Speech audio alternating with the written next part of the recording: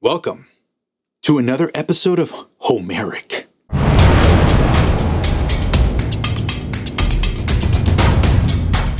Last week I talked about medieval music, and now we start to dive into something that I'm also very passionate about in more ways than just music. The Renaissance. I love the Renaissance. I've been to the Renaissance Fair in Tuxedo Park here in New York.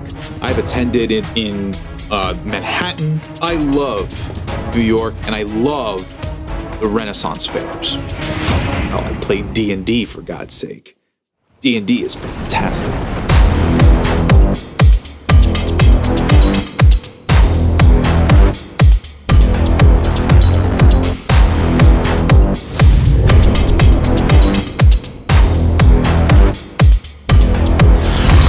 One of the things about this fascinating period of music is the development of the mind, because philosophy really starts to change here.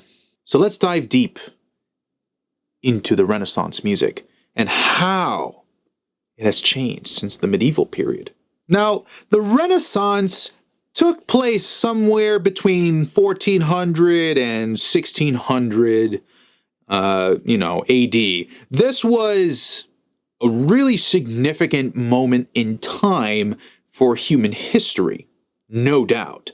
It was during the Renaissance that we started to divert away from the old thinking that everything had to do with God, and we started to come to terms with humanism. Humanism was partially as a result of the Protestant Reformation in the medieval ages, so humanism began to start paying tributes to the artists who created their art, like Leonardo da Vinci, Michelangelo, and these people, and many more like them, were one of the biggest reasons for the development of the modern world. Not all of them were good, but, many of them oppressed others too.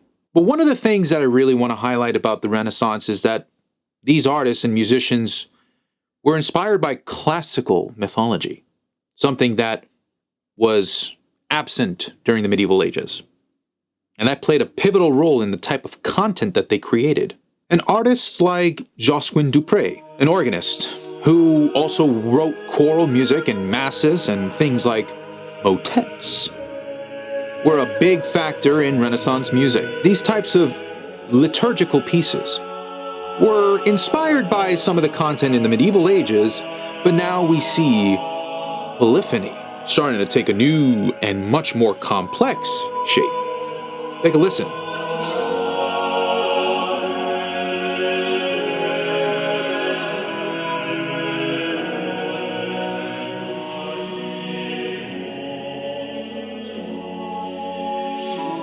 Characteristics of the Renaissance music include a steady beat and balanced phrases, as well as an interest in music and text relationships.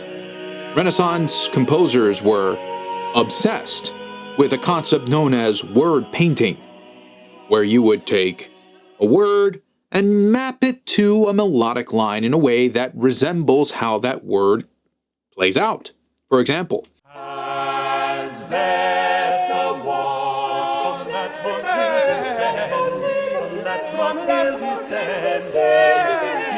descending, she spies made the same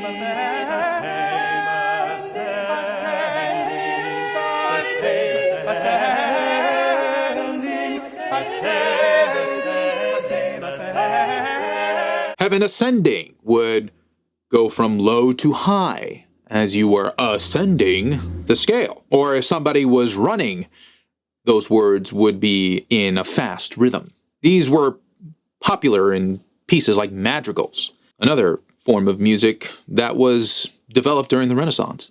Another thing that came out of the Renaissance was a resurgence of dance music with instrumentation. Now, if you remember from the medieval times, as it's stated in my last video, instrumentation was considered to be of secular form. It wasn't a popular thing to go around.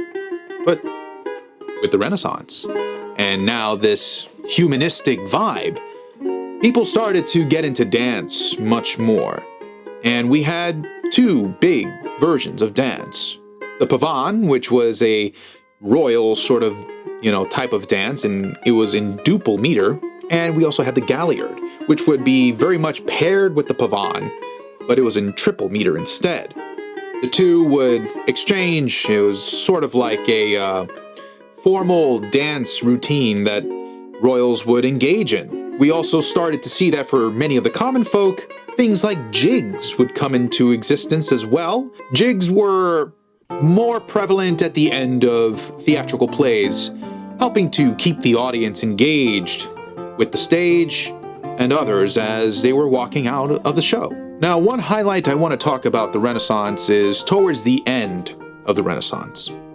A composer who is more notably known to be sort of the transitional composer into the Baroque period, Gregorio Alegri, was basically the transitional composer of the Roman Catholic Church and priests in between the Renaissance and the Baroque period.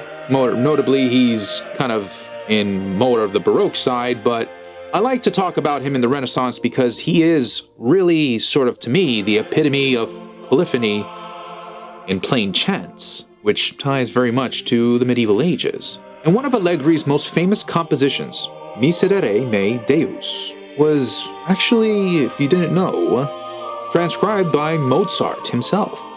Allegri's compositions were not meant to be transcribed or written down, mainly for the purpose that this was a sacred mass, only to be performed in the Sistine Chapel at specific and special occasions. Mozart, with his perfect memory, was able to go home, and he actually transcribed it at the age of 14. One thing that I will point out about Allegri as well is that his use of a specific technique called Falso Bordone. Falso Bordone is a technique of being able to hold out text with a pitch. It's very common within Allegri's music, where you will hear there be, a passage of music, and then you'll hear a sort of monotone-like part where a piece of liturgical text is sung. And then it is after that where they conclude with polyphony once again.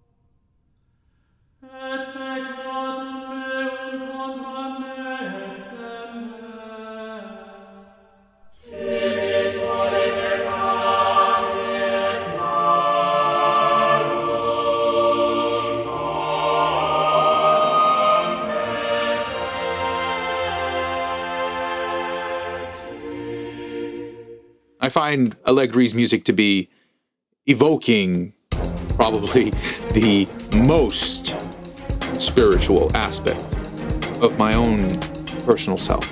And I hope to emulate that with some of the music to come forth with Homerik too. It's a big inspiration to me. Anyway, if you like this video, I'm going to talk a little bit more about the Baroque period next week. So be sure to subscribe and like this video if that was something that you enjoyed. That's all for today. Thanks. See you next time.